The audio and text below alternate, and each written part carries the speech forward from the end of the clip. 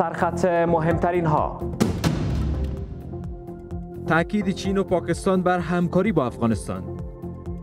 قرار است به زودی نشست کشورهای همسایه افغانستان در چین برگزار شود. دعوت دی ہے کہ میں واپس بیجنگ آؤں اور ہم ایک نشست کریں گے of the immediate neighbors of افغانستان. کشته شدن 15 نفر در پی برفکوچ در ولسوالی دانگام کنر. دست کم 20 نفر زیر برف شدند. انتقادها از توزیع ناعادلانه کمک‌ها در کشور. جعفر مهدوی میگوید کمک‌های بشردوستانه سازمان ملل و نهادهای مددرسان به گونه عادلانه توزیع نمی‌شود. روند توزیع کمک‌های بین المللی توسط سازمان‌ها و نهادهای خصوصی در برخی ولایات و نواحی شهری عادلانه صورت نگرفته. و در اوج افزایش تنش میان روسیه و غرب، ماکرون به مسکو رفت.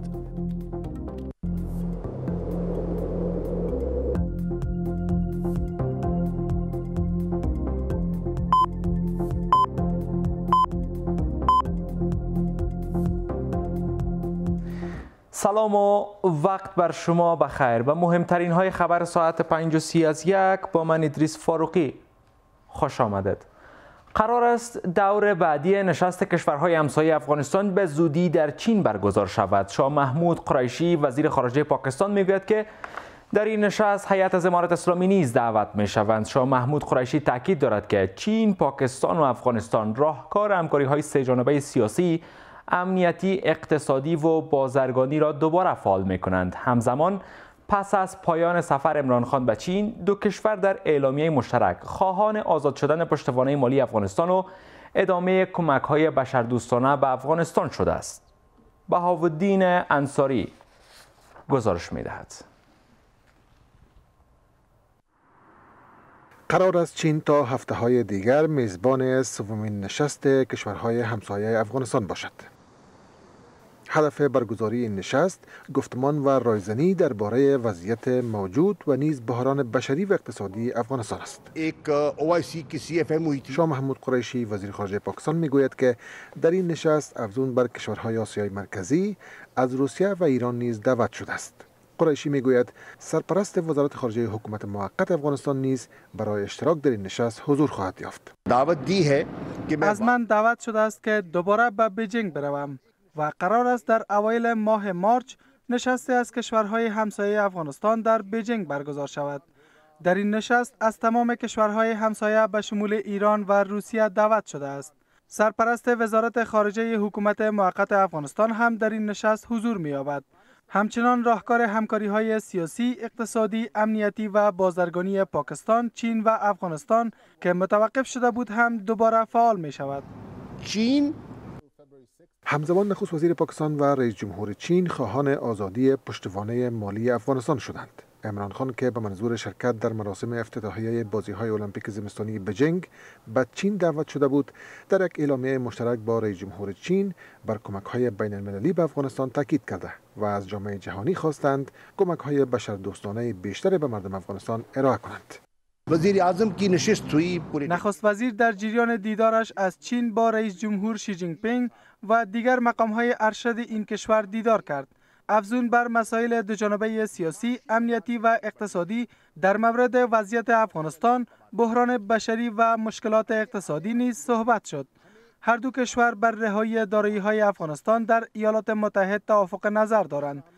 بیانیه مشترک دو کشور از جامعه جهانی می‌خواهد افغانستان را برای جلوگیری از فروپاشی اقتصادی آن کمک کنند. پاکستان میں چائنیز.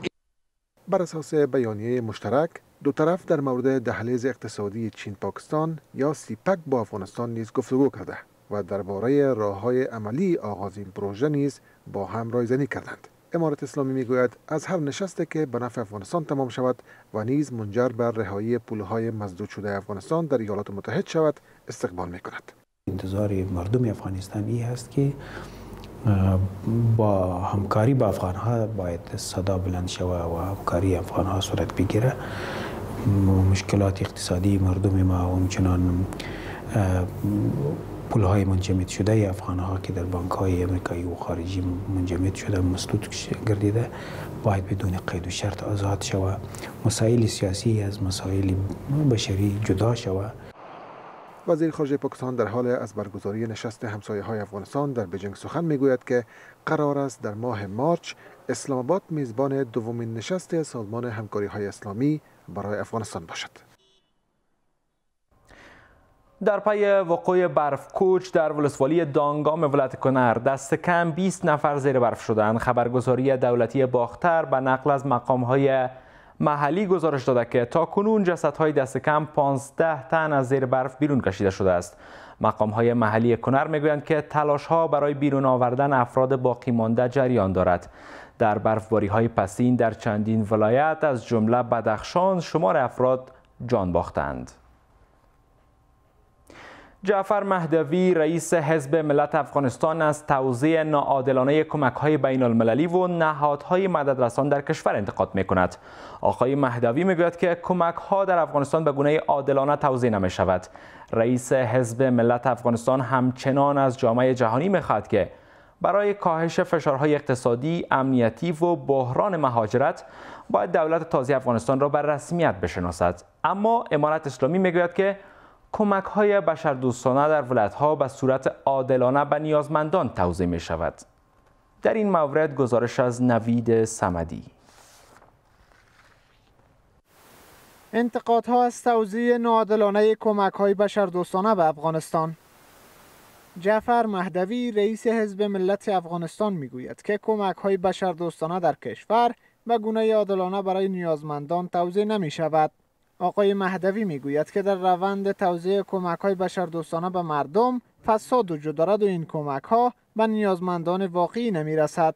گزارش‌های مردمی نشان می‌دهد که روند توزیع کمک‌های بین‌المللی توسط سازمان‌ها و نهادهای خصوصی در برخی ولایات و نواحی شهری عادلانه صورت نگرفته و موارد گسترده‌ای از فساد در روند توزیع این کمک‌ها گزارش شده است. جعفر مهدوی میگوید که با روی کار آمدن امارت اسلامی اقتصاد افغانستان در بحران قرار گرفته و روند مهاجرت‌های غیر قانونی شهروندان کشور به کشورهای همسایه نیز رو به افزایش است. او تاکید دارد که برای جلوگیری از بحران اقتصادی، امنیتی و مهاجرت‌های غیر قانونی حکومت فعلی باید به رسمیت شناخته شود تا این فشارها بر افغانستان کاهش یابد. رئیس حزب ملت افغانستان تاکید دارد که قانون اساسی دولت پیشین قابل اجرا است و باید تمام مردم افغانستان خود را در نظام ببینند. تا جایی که من معلومات دارم فعلا اجالتا قانون اساسی گذشته مدار اعتبار و معمولی اجراست، عملا به صورت غیر رسمی و در او قانون مذهب جعفری رسمیت داره و تا حال هم کدام کسی برای ما گزارش نداده در 6 ماه که خدای نکرده در کدام ناحیه شهری در کدام ولسوالی یا ولایتی مردم به ارتباط برگزاری مناسک و آیین‌های مذهبیشان با کدام محدودیت و یا مخالفت و یا مشکل مواجه شده باشد. همه با هم در صدد آن است که احقاق حقوق حقه همه اقوام ساکن در کشور اعم از زنان و مردان مطابق به دستورات اسلامی و قوانین نافذه کشور در آینده انشالله عملی شود. اما امارت اسلامی میگوید که کمک‌ها به گونه عادلانه در دسترس نیازمندان قرار میگیرد. امارت اسلامی با شفافیت توزیع کمک‌ها زیاد متوجه است. از طریق وزارت امور مهاجرین و وزارت ضد حوادث و همچنان اسرامیاشت و ارگان‌های دیگر کمک‌هایی که می‌آیند به گونه شفاف و عادلانه توزیع میشه و در راسی توزیع کمک‌های کمیسیون هم تعیین شده تا خوب کسایی که مستحق و نادار هستند به وزارت هستند تشخیص شوند. بر اساس آمار سازمان ملل متحد بیش از نیمی از جمعیت افغانستان به کمک‌های بشردوستانه نیاز دارد. سازمان ملل متحد و نهادهای حقوق بشر بارها از فاجعه انسانی در افغانستان هشدار داده است. اداره عالی تفتیش از واریز شدن بیش از 770 میلیون افغانی از بازرسی بودجه‌های مالی نزدیک به 300 نهاد عامه در سال روان خبر می‌دهند. مسئولان این اداره می‌گویند آنان نزدیک به 60 اداره دولتی را زیر بررسی دارند و در نظر دارند در سال 1401 200 نهاد دیگر از بخش‌های عامه را برای شفافیت و جلوگیری از فساد مورد بررسی قرار دهند. بشیر احمد شیرزاد. اداره عالی تفتیش اینجا در مرکز رسانه‌های حکومت دستاوردها و برنامه‌های سال روان و آینده این اداره را همگانی می‌کند. مسئولان این اداره می‌گویند آنان در سال روان نزدیک به 300 نهاد دولتی را در مرکز و ولایت‌های کشور بررسی کردند. در حدود 8.6 میلیارد افغانی مبالغ قابل تحصیل حساب شده محسوب شده و مبلغ 12.3 میلیارد افغانی هم مبالغ قابل تصفیه که از این جمله خوشبختانه نظر به اطمینانی که از طرف ادارات آمدن واصل شدند در حدود 775 میلیون افغانی به واردات دولت واریز شده. سرپرست این اداره از بلند بردن ظرفیت‌های این اداره در هماهنگی با نهادهای جهانی خبر داده می‌گوید در تلاشند تا ظرفیت‌های این اداره و دیگر نهادهای دولتی را افزایش دهند. د هغوی لپاره انسټیټوټ ترتیب شوی و انسټیټوټ جوړ و موږ بیا شروع تر څو پورې د عالی ادارې مفتشین په ښه ترتیب کې هغوی هم وروزل سي هم د کما حقه تفتیش وړتیا پکې پیدا شي. مسئولان در اداره عالی تفتیش می‌افزایند در حال حاضر بخش‌های مالی و اداری 59 نهاد دولتی را زیر بررسی داشته و قرار است تا 200 نهاد از بخش‌های عامه را در سال 1401 برای شفافیت و جلوگیری از فساد و همچنان استفاده از دارایی‌های عامه بررسی کنند. تفتیش صورت حساب قطعی دولت صورت بگیره برای سال مالی 1400 و همچنان راپور و گزارش سالانه مصارف و عواید دولت از طرف اداره عالی تفتیش نهایی شود و به مقامات رهبری امارت اسلامی افغانستان ارائه شود. این اداره همچنان اطمینان می‌دهد که پس از نهایی شدن بررسی‌های آنان از نهادهای عامه و اداره‌های دولتی گزارش آن را با شهروندان شریک خواهد کرد. این در حالی است که اخیراً نگرانی‌ها از بهر به غارت رفتن دارایی‌های عامه در میان شهروندان پس از سقوط حکومت پیشین به وجود آمده است. نوسانات در بهای دلار در بازارهای کابل سبب شده تا در قیمت مواد خاربار نیز هر روز تغییرات ایجاد شود. پس از افت بهای دلار در چند روز پسین، بهای مواد خاربار اندک کاهش یافته بود، اما امروز به خاطر نوسانات در بهای دلار 100 تا 200 افغانی در بهای مواد خاربار افزایش آمده است. همزمان با این، شهرداری کابل میگوید که قرار است در آینده نزدیک یک نرخنامه برای جلوگیری از گرانفروشی در شهر کابل توزیع شود. اسدالله حکیمی. نوسانات در بهای دلار در بازارهای پایتخت. در چند روز پسین بهای دلار در برابر افغانی تا 88 افغانی کاهش یافته بود، اما امروز یک دلار امریکایی در سرای شاهزاده کابل تا 95 افغانی تبادله شده است. افغانستان اقتصاد پر تولیدات او پر صادرات ولاړ نه دی، بلکې په سیاست پورې اړه لري. که په سیاست کې سمې خبرې مثبت خبرې راغلې، افغاني ارزښت لوړیږي، او که په سیاست کې خراب خبرې وي، د افغاني ارزښت بیرته متاسفانه خرابیږي. این نوسانات در بهای دلار سبب شده تا در قیمت مواد خاربار نیز هر روز تغییرات آید. بهای مواد خاربار امروز نظر به دیروز 100 تا 200 افغانی افزایش یافته. یک بوری آرد از 2100 افغانی به 2200 افغانی، یک بوری برنج از 2500 افغانی به 2700 افغانی، یک قوطی روغن از 2400 افغانی به 2600 افغانی افزایش یافته و نیز یک لیتر تیل دیزل از 71 افغانی به 72 افغانی افزایش یافته است. مثال یک پیپ روغن بوده 2400 افغانی دینار، امروز شده 2600 افغانی. مثال آرد بود 2100، امروز شده 2200 یا 2250 شده. کلش تفاوتش بین همین دلار تعلق داره، به خاطر از اینکه هیچ مناسب نیست، لحظه به لحظه تغییر آمده رئیس. هر قدر که دلار بلند رفته میره، این کاروبار در بازار باغ‌خوازی که میبینه همه دلاری است.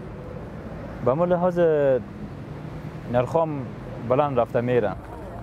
همزمان با این شهرداری کابل میگوید در آینده نزدیک یک نرخنامه در شهر کابل توزیع میکند تا جلوی گران فروشی خاروبار فروشی ها را بگیرند. شهرداری کابل در آینده نزدیک نرخنامه توزیع میکنه و این نرخنامه از طریق ریاست نشرات شهرداری کابل و دیگر نهادهای نشراتی به نشر میرسه و تمام افرادی که در شهر کابل مصروف خرید و فروش هستند، دکاندارا هستند، ملزم به پیروی از این نرخنامه می باشند. باشندگان کابل همچنان از وضعیت خراب اقتصادی شکایت دارند و از حکومت می‌خواهند که برای کاهش بهای مواد خاروبار اقدام کنند. از امارت اسلامی تقاضا می‌کنیم که حداقل یک توجهی به بازار بکنه، به بازار ارز توجه کنه، به بازار مواد خوراکه. خواست از حکومت نمی است که بدارم سیستم خود جور کنن، سیستم اقتصادی خود. حالا $1 مثلا 105 پوند بود، نمی بازار بود، حالا مو گپ. در چند روز پسین بهای دلار در برابر افغانی کاهش یافته بود. آگاهان اقتصادی میگویند یکی از دلایل بلند رفتن ارزش افغانی در برابر ارزهای خارجی از جمله دلار، اقدام‌های وزارت خزانه‌داری آمریکا مبنی بر آزاد گذاشتن بانک‌های جهانی برای انتقال پول به افغانستان میباشد. بانک مرکزی افغانستان در رشته توییت طرح جدید چند ماده‌ای را برای اخذ جواز برای صرافان ایجاد کرده است. بر اساس این طرح که کابینه آن را تصویب کرده، هر صراف برای به دست آوردن جواز باید 5 میلیون افغانی ضمانت و 50 میلیون افغانی سرمایه داشته باشد. اما شمار از صرافان با انتقاد از این طرح میگویند که در حال حاضر به دلیل محدودیت‌ها در گرفتن پول از بانک‌ها این طرح قابل اجرا نمی باشد. در این حال با تماس‌های مکرر نتوانستیم دیدگاه بانک مرکزی را در این مورد داشته باشیم. در این مورد گزارش از سهیلا یوسفی. تصمیم تازه بانک مرکزی در اوج نوسانات ارزهای خارجی در برابر پول افغانی. بانک مرکزی میگوید که برای اخذ جواز صرافی طرح تازه این بانک از سوی شورای وزیران به تصویب رسیده است. بر بنیاد این طرح چند ماده‌ای صرافان برای اخذ جواز باید 5 میلیون افغانی ضمانت و 50 میلیون افغانی هم سرمایه داشته باشند. بر اساس طرح تازه بانک مرکزی برای اخذ جواز در ولایت‌های کابل، مزار شریف، هرات، قندهار، قندوز، ننگرهار و پکتیا 50 میلیون افغانی و برای سایر ولایت‌ها 10 میلیون افغانی نیاز است. این تصمیم بانک مرکزی از حالا با انتقادهای تند شمار زیاد از صرافان سرای شهزادی کابل روبرو شده است. صرافان میگویند که در شرایط کنونی این طرح عملی نیست.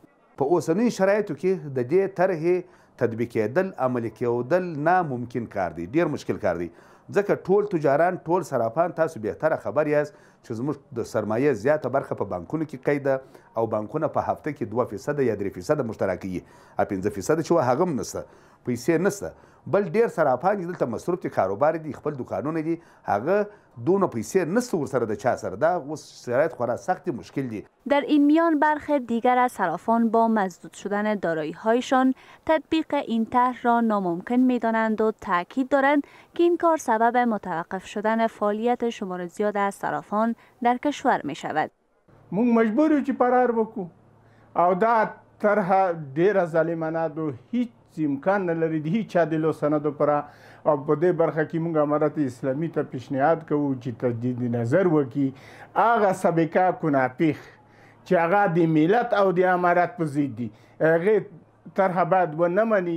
از سوی دیگر شمار از آگاهان این طرح را برای قانونمندسازی تجارت در کشور مؤثر می‌خواند. واقعا یک حرکت خوب از طرف حکومت است و یک اقدام خیلی خوب است به دلیل از اینکه با قانونمند شدن کاروبار و تطبیق پالیسی ها و قانون از طرف حکومت این باعث میشه که تجارت و کاروبار ما به طرف قانونی شدن بره و دست مافیا و کسایی که سوء استفاده میکنن کوتاه شود. نتیجه اولش این است که میره به سوی یک انحصار تعداد محدودی از او صرافان که دارای امکانات زیادتر است و شاید هم یک نوع توطئه پولی در مارکت ما صورت بگیره و تعداد زیادی از صرافان دیگه که آمدن کار میکنن و لقمه‌نان پیدا میکنن اونها رو حذف میکنن. این در حال است که با فروپاشی دولت پیشین در حدود 9.5 میلیارد دلار از دارایی‌های بانک مرکزی افغانستان مسدود و ارسال پول نقد به افغانستان نیز با چالش‌های جدی روبرو است. دست کم 5 نیروی نظامی پاکستان در حمله افراد وابسته به تحریک طالبان پاکستان کشته شدند.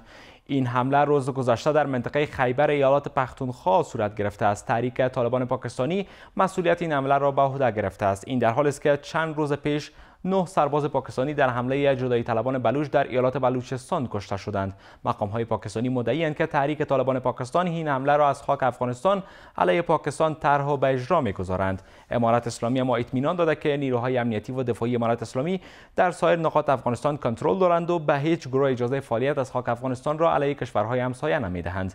مقام‌های آمریکایی اخیراً ادعا کردند که از زمان روی کار آمدن دولت جدید در افغانستان تحریک طالبان پاکستانی جسورتر شدند. حکومت پاکستان پس از آن که گفتگوها با تحریک طالبان پاکستان را با میانجیگری حکومت افغانستان به نتیجه نرسید، آتش بس 1 ماهه با این گروه را تمدید نکرد و از آن زمان حملات از هر دو طرف بر همدیگر تشدید شده است.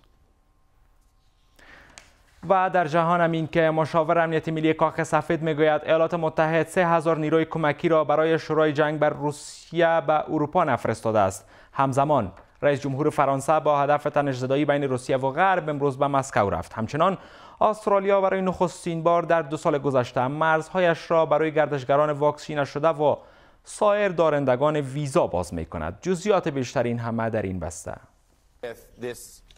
مشاور امنیت ملی کاخ سفید میگوید که ایالات متحد 3000 نیروی کمکی را برای شروع جنگ با روسیه به اروپا نفرستاده است. جک سالیوان به شبکه تلویزیونی فاکس گفته است که رئیس جمهور آمریکا نیروها را برای دفاع از ناتو به اروپا فرستاده است. جک سالیوان همچنین در گفتگوی دیگر با شبکه NBC تخمین زده که تشدید نظامی و تهاجم به اوکراین در هر زمان ممکن است رخ دهد. مشاور امنیت ملی کاخ سفید گفته است که روس‌ها امکانات را برای ایجاد یک عملیات نظامی بزرگ در اوکراین مستقر کردند و امریکا سخت کار می‌کند تا پاسخ را آماده داشته باشد. همزمان رئیس جمهور فرانسه با هدف تنش‌زدایی بین روسیه و غرب امروز به مسکو رفت. نخست وزیر آلمان هم قرار است در واشنگتن با جو بایدن دیدار کند. رهبران دو کشور قدرتمند اروپا در تلاشند تا از راه دیپلماسی مانع وقوع جنگ در مرزهای اتحاد اروپا و حمله احتمالی روسیه به اوکراین شوند. آقای مکرون که کشورش ریاست دوره‌ای اتحاد اروپا را نیز بر عهده دارد، با ولادیمیر پوتین دیدار کرده است. شهردار اتاوا پایتخت کانادا با اعلام وضعیت اضطراری در این شهر گفته است در پی 1 هفته اعتراض به واکسیناسیون اجباری شهر از کنترل خارج شده و تعداد معترضان از ماموران پلیس در شهر بیشتر است. جیم واتسون گفته است اعتراضات امنیت و ایمنی ساکنان اتاوا را به مخاطره انداخته است. رانندگان وسایل نقلیه سنگین که به اجباری شدن واکسیناسیون برای عبور از مرز اعتراض دارند، با چادر زدن و پارک کردن کامیون‌های خود در جاده‌ها رفت و آمد در شهر را مختل کردند. مردم کانادا به شکل گسترده حامی واکسیناسیون در مقابل ویروس کرونا هستند و نزدیک به 83% از افراد واجد شرایط دوزهای واکسین خود را دریافت کردند.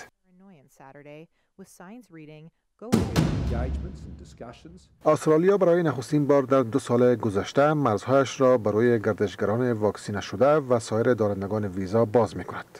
اسکات موریسون نخست وزیر استرالیا گفته مرزهای کشورش در 21 فوریه برای افراد واکسینه شده باز می‌شود. استرالیا یکی از سخت‌ترین کنترل‌های مرزی جهان را در طول همه‌گیری ویروس کرونا به اجرا گذاشته بود. بر اساس داده‌های دانشگاه جان هاپکینز، استرالیا تاکنون بیش از 2,700,000 مورد ابتلا به ویروس کرونا و بیشتر از 4,000 مرگ ناشی از کووید 19 را گزارش کرده است. در ادامه مهمترین ها هم از مهمترین های ورزش، از برگزاری رقابت های مشت‌زنی در کابل، همچنان از بازی های فوتبال در 2 لیگ معتبر فوتبال هم خواهیم گفت، از بوندسلیگای آلمان و همچنان رقابت های فوتبال لالیگا اسپانیا. جزئیات بیشتر این همه در این بسته. 5مین دور رقابت‌های مشت‌زنی زیر نام جام گلستان امروز در کابل برگزار شد. در این رقابت‌ها بیش از 100 ورزشکار در رده‌های سنی نونهالان، نوجوانان و جوانان برای کسب مقام قهرمانی در برابر هم رقابت کردند. رشته‌های مختلف در نقاط مختلف افغانستان شامل برگزاری مسابقات مخاط بودین. هدف ما از این مسابقه رشد ورزش، تشویق جوانان که رو بیارن به ورزش فقط همین می باشه و در پالی از این به خاطر تجاربشان و بلند بردن سطح فنیشان در رشته‌های مختلف همین می باشه که ان شاء الله قریب شما با سطح افغانستان در ولایات مختلف شاهد همچون برنامه‌های مخاط بودیم. مسئولان در اداره ورزش کشور هم برگزاری این رقابت‌ها را برای رشد و تشویق جوانان مهم می‌دانند و از راه اندازی رقابت‌های رشته‌های گوناگون در آینده نزدیک در سراسر کشور خبر می‌دهند. از سوی هم مشت زنانی که در این پیکارها شرکت کردند برگزاری این چنین رقابت‌ها را برای رشد ورزش مشت‌زنی در کشور سودمند می‌دانند و از اداره ورزش کشور می‌خواهند تا این چنین رقابت‌ها را بیشتر برگزار کنند. ما همین 3 هفته به این مسابقه مانده بود که خبر شدم مسابقه ما بالای جام سامانگی را شروع کردم و این مسابقه باعث رشد ما میشه. از فدراسیون از ما تشکر میگم که همچون مسابقات به خاطر رشد جوانا برگزار میکنم. قرار است در پایان چهره‌های برتر برای حضور در تیم کابل شناسایی شوند. بازی‌های هفته 21 فوتبال بوندسلیگای آلمان شب گذشته با برگزاری 2 بازی پیگیری شد. در یکی از مهمترین بازی این هفته طلای پوشان دورتموند در ورزشگاه خانگی خود با حساب 5-2 مغلوب بایر لورکوزن شد. دورتموند با این شکست 43 امتیازی باقی مانده و رده دوم جدول را در اختیار دارد. در دیگر بازی هم وولفسبورگ 4-1 گروترفورد را شکست داد. در جدول رده‌بندی این لیگ بایر مونیخ با 52 امتیاز در صدر قرار دارد. 4 بازی هم در ادامه بازی‌های هفته 23 فوتبال لالیگای اسپانیا برگزار شد. در مهمترین بازی این هفته بارسلونا در یک بازی پرگل با حساب 4-2 اتلتیک مادرید را شکست داد. با این پیروزی آبی و اناری‌های بارسلون 38 امتیازی شدند و رده 4م جدول را در اختیار دارند. در دیگر بازی مهم هم ریال مادرید با تک گل آسنسیو گرانادا را شکست داد و با 53 امتیاز صدرنشین این لیگ است. حال هم از وضعیت آب و هوای فردای کابل و چند شهر بزرگ افغانستان و همچنان نرخ ارزها در بازار امروز کابل بدانید.